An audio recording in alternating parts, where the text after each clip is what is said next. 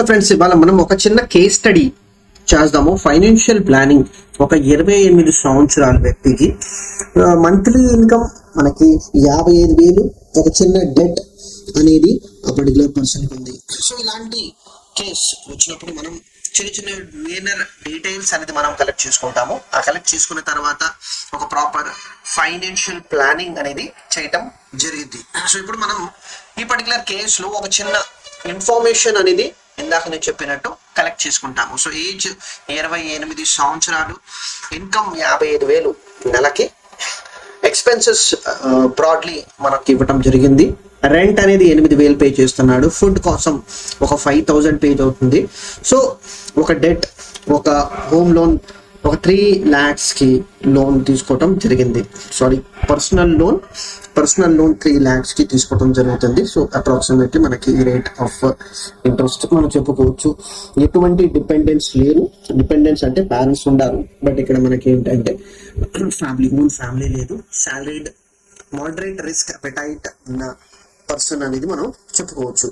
So first allotment మన side నుంచి మనం ఏం చెప్పామంటే మంత్లీ బడ్జెటింగ్ అనేది మీరు ఎలా చేయాలి. సో ఇక్కడ రెంట్, ఫుడ్, ఎసెన్షియల్ కి మీరు అప్రాక్సిమేట్లీ 7,000 మీరు పెట్టుకోవచ్చు. డెట్ రీపేమెంట్ అనేది దగ్గర ఒక 15,000 EMI అనేది డైవర్ట్ చేసుకోండి. ఎమర్జెన్సీ సేవింగ్ కి దగ్గర 8,000, ఇన్సూరెన్స్ రిక్వైర్మెంట్ కి 2,500, investment on a monthly basis 5,000. Me other than food and services, life style మీరు ఖర్చు పెట్టాలన్నా కూడా మీరు ఒక 4,000 అదనంగా మీరు మీ అవసరానికి మీరు ఖర్చు పెట్టవచ్చు. ఒక బఫర్ గా 5,500 అనేది సెపరేట్ అలాట్మెంట్ అనేది చేయడం జరిగింది. సో ఈ ప్రకారంగా మనం ఎప్పుడైనా బడ్జెటింగ్ చేయాలి అనేది మనకు చెప్తుంటే ఈ ప్రకారంగా ఒక స్పష్టంగా ఒక పర్సంటేజ్ ఆఫ్ ఇన్కమ్ ఎంత ఒక పర్టికులర్ ప్రాసెస్ కి వెళ్తుంది అనేది మనం క్లారిటీ తోటి వెళ్ళాలి. సో ఫస్ట్ అండ్ ఫార్మోస్ట్ ఎప్పుడైనా ఒక ఫైనాన్షియల్ ప్లానింగ్ తోటి మనం వెళ్తుంటే debt elimination strategy right from the first go మనం చెప్పుకుంటాము. సో డెట్ ఎలిమినేషన్ లో అజంప్షన్ మనకి ఏంటంటే పర్సనల్ లోన్ అయినా కూడా క్రెడిట్ కార్డ్ లోన్ అయినా ఏదైనా మనకు ఆ ప్రాసెస్ అనేది మనం చెప్తున్నాం ఇక్కడ. సో ఒక 15,000 మంత్లీ EMI ప్రకారంగా దానికోసం డైవర్ట్ చేయండి. రీపేమెంట్ టెన్యూర్ ఎప్పుడైనా మనకి షార్ట్ టర్మ్ మనకి చెప్పుకున్నాం కదా డిఫరెంట్ టైప్స్ ఆఫ్ లోన్స్ విషయంలో ఇలాంటి లోన్స్ మంచిది కాదు. సో వెల్త్ క్రియేట్ అవ్వవు, ఖర్చుల కోసమే లోన్ తీసుకోవడం జరుగుతుంది. So these are not good loans for any persons అనేది మనం చెప్పుకోవచ్చు. సో రీపేమెంట్ టైం ఒక 2 సంవత్సరాల కన్నా ఎక్కువగా ఉండకూడదు. సో దీనికి అప్రాక్సిమేట్లీ టోటల్ ఇంట్రెస్ట్ మనకి 43,000 వస్తుంది. సో ఎంత తొందరగా మనం ఈ డెట్ అనేది క్లియర్ చేసుకుంటే అంత మంచిది. ఈ EMI కాకుండా ఒకవేళ ఏదైనా బోనస్ వచ్చిన పనిలో వర్కింగ్ సాలరీడ్ పర్సన్ కాబట్టి ఏదైనా బోనస్ వచ్చినా కూడా అది వెంటనే ఆ లోన్ క్లియర్ చేసేయాలి అనే సజెషన్ వాళ్ళకి ఇవ్వటం జరిగింది. సో డెట్ రీపేమెంట్ సైడ్ లో ఫస్ట్ వెళ్ళిన తర్వాత సెకండ్ ఎమర్జెన్సీ ఫండ్ క్రియేట్ చేయాలి. సో ఎమర్జెన్సీ ఫండ్ లేకపోవటం వల్ల అక్కడ మనకి పర్సనల్ లోన్ సైడ్కి వెళ్ళాల్సి వచ్చింది. సో దానికి అప్రాక్సిమేట్లీ 1.5 lakhs అది 3 to 6 months monthly salary approximately ఉంటుంది అనేది మనం చెప్పడం జరిగింది. 8,000 పర్ మంత్ మన సాలరీ బేసిస్ మనకి ఏంటంటే సెపరేట్ గా ఎమర్జెన్సీ ఫండ్ కి రిక్వైర్మెంట్ మీరు డైవర్ట్ చేసుకోండి. లిక్విడ్ ఫండ్ లోనే ఇన్వెస్ట్మెంట్ చేయండి వేర్ మనకి హయ్యర్ ఇంట్రెస్ట్ వచ్చింది. సో లిక్విడ్ ఫండ్ ఎందుకు, మన సేవింగ్ అకౌంట్ లో ఉంటే మంచిది కదా అనే ఆలోచన చాలా మందికి వచ్చింది. కానీ బ్యాంక్ అకౌంట్ మనం ఫ్రీక్వెంట్లీ యూజ్ చేసుకుంటా వెళ్ళిపోతాం. డబ్బు ఉంది అనుకో, కొన్ని సిచ్యువేషన్ లో ఆ డబ్బు ఉంది కదా మనం యూజ్ చేసుకుందాంలే అనే ఆలోచనతోటి వెళ్ళిపోతాం. అదే మనం సేవింగ్ అకౌంట్ లో ఉన్న డబ్బుని మనం లిక్విడ్ ఫండ్, మ్యూచువల్ ఫండ్ లో మనం వెళ్ళిపోతుంటే మన అకౌంట్ లో కొద్దిగా బ్యాలెన్స్ తగ్గిద్ది. ఆ బ్యాలెన్స్ తక్కువ ఉన్నప్పుడు మనం ఏంటంటే కొద్దిగా జాగ్రత్త పడుతూ ఉంటాము. రెండోది, ఈ డబ్బు వెళ్ళి లిక్విడ్ మ్యూచువల్ ఫండ్ లో వెళ్తుంటే వాళ్ళ దగ్గర ఒక 6% దగ్గర మనకి ఇక్కడ వస్తుంది. ఇక్కడ రేట్ ఆఫ్ ఇంట్రెస్ట్ ఎంత, పబ్లిక్ సెక్టర్ బ్యాంక్స్ లో ఉంటే 2.73% దగ్గర మనకి ఇంట్రెస్ట్ రావడం జరుగుతుంది. సో సేమ్ మనీ మీద మనకి ఆల్మోస్ట్ డబల్ ఇంట్రెస్ట్ మనం రిసీవ్ చేసుకుంటున్నాము లిక్విడ్ మ్యూచువల్ ఫండ్స్ లో. And most of the time ఈ బఫర్ అనేది విదిన్ 6 months లో రికవర్ మొత్తం మనం అక్యుములేట్ చేసేసుకోవాలి. సో ఆ ప్రకారంగా మనకి ఏంటంటే saving element. So 6 months of immediate buffer అనేది సింపుల్ గా మనం ఒక పాయింట్ అనేది నేను మీకు చెప్తాను. ఒకవేళ మనకి ఎమర్జెన్సీ ఫండ్ రిక్వైర్మెంట్ 3 lakhs ఉన్నా ఫస్ట్ ఇనీషియల్ బఫర్ 1 lakh కనీసం మీరు రీచ్ అయిపోవాలి. ఎక్కువ టైం తీసుకోకూడదు. అది బఫరింగ్ అనేది విదిన్ ఫ్యూ మంత్స్ లో అయిపోవాలి. సో ఇక్కడ దీని విషయంలో మనకి ఏంటంటే 6 months లో మనకి ఏంటంటే మనం ఆ బఫర్ అమౌంట్ రీచ్ అయిపోవాలి. ప్లస్ మనకి విదిన్ టార్గెట్ 1.5 lakhs దాకా రీచ్ అయిన దాకా మనం ఎమర్జెన్సీ ఫండ్ మెయింటైన్ చేసుకోవాలి. ఆ రీచ్ అవ్వడానికి మనం అమౌంట్ యూజ్ చేసుకుంటాం. ఇన్సూరెన్స్ లేదు ఇక్కడ. ఈ పర్టికులర్ కేసు విషయంలో మనం ఇన్సూరెన్స్ అనేది ఎక్కడ లేదు. వయసు 28 కాబట్టి ఒక term insurance approximately 50 to 75 lakhs దాకా కవరేజ్ అనేది తీసుకోవచ్చు. దీంట్లో వేరియేషన్స్ చాలా ఉంటాయి. సో ఆ వేరియేషన్ ప్రకారంగా పర్టికులర్ పర్సన్ అనేది టర్మ్ ఇన్సూరెన్స్ అనేది తీసుకోవచ్చు. అది ఇంట్రెస్ట్ బట్టి, విల్లింగ్నెస్ బట్టి, దాంట్లో డిఫరెంట్ ఫీచర్స్ ఉంటాయి. ఆ ఫీచర్స్ బట్టి ఆ పర్సన్ అనేది తీసుకునే అవకాశం ఉంటుంది. Right. Health insurance point of వ్యూలో మినిమం 5 lakhs ఇండివిజువల్ పాలసీ తీసుకోవడం మనం సజెస్ట్ చేశాము. సో మోస్ట్ ప్రాబ్లీ బేసికలీ అది 10 lakhs అండ్ అబౌవ్ అది జరిగింది. బట్ 5 lakhs అనే సైడ్ నుంచి మినిమం మీరు ఉండాలి అనేది మనం చెప్పాము.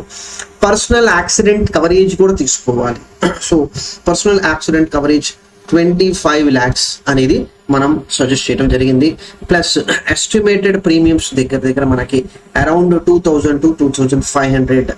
ఇవన్నీ ఇన్సూరెన్స్ పాలసీస్ కి అప్రాక్సిమేట్లీ 2000 నుంచి 2500 దాకా మనకి ఇక్కడ చెప్తున్నాం. అంటే దగ్గర ఒక 24,000 నుంచి మనకి 30,000 దాకా మనం అమౌంట్ అనేది ఈ మూడింటికి మనం డైవర్ట్ చేసుకుంటున్నాము for this particular case. So investment plan. So మనం ఏం చెప్పామంటే డెట్ అయిన తర్వాత దాకా ఫస్ట్ స్టెప్ మీరు ఏం చేయండి అంటే అట్లీస్ట్ ఇనీషియల్ డేస్ లో 5,000 SIP తోటి మీరు స్టార్ట్ చేయండి. రైట్. ప్లస్ ఆ 15,000 EMI మనం ఇందాక చూసింది డెట్ క్లియర్ అయిన తర్వాత ఆ 15,000 అనేది కూడా మీరు వెల్త్ క్రియేషన్ పర్పస్ కోసం మీరు డైవర్ట్ చేసుకోవటం మొదలు పెట్టండి. సో ఎందుకంటే ఇది డెట్ రీస్ట్రక్చర్. మనకి పర్సనల్ లోన్ ఉంది. ఆ పర్సనల్ లోన్ తీర్చిన తర్వాత, కంప్లీట్ అయిన తర్వాత మనం ఏం చేస్తున్నామంటే ఈ ప్రకారంగా మీరు ప్రతి SIPకి ఒక చిన్న పూల్ రిక్వైర్మెంట్ కోసం మనం వెళ్తున్నాము. సో వెల్త్ క్రియేషన్ కోసం, ట్యాక్స్ పర్పస్ కోసం, హైబ్రిడ్ స్టెబిలిటీ ఆర్ PPF కి మనం వెళ్ళొచ్చు. అండ్ ఇక్కడ డిజిటల్ గోల్డ్ కోసం మనం వెళ్తున్నాము. సో చాలా ఇంపార్టెంట్ విషయం అది మనకి. సో ఈ పాయింట్ చాలా క్లియర్ గా మనం ఉండాలి. సో 15,000 అనేది రీస్ట్రక్చరింగ్ ఆఫ్ డెట్ అయిన తర్వాత మనం యూజ్ చేసుకుందాము.